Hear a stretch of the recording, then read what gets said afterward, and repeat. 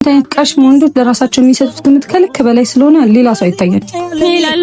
አይ ሰው በሙሉ እስኪ ሞክሪው እንደ ወንዴ አትሞይ ዘመዴ ግን አልሆን ብሎ ነው ይፈርሳል ምኑን። እውነትም ሀገራችን እያደገች ሬስቶራንት ውስጥ ሴት ልጅ ብቻዋ። በመጀመሪያ ደረጃ ስነ ስርዓት ይኑር። ወንበሩ ሰው እንዳለውና እንደሌለው ይጠይቃል። እሺ ከማየው ድረስ ሌላ ሰው አይታየኝም። እንዳንተ ተንቀሽ ወንዶች ለራሳቸው የሚሰጡት ግምት ከልክ በላይ ስለሆነ ሌላ ሰው አይታያል። ተሳሳትሽ።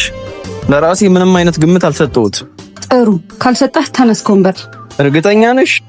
ከምታስበው በላይ ለመሰለኝ። ስራ ፍት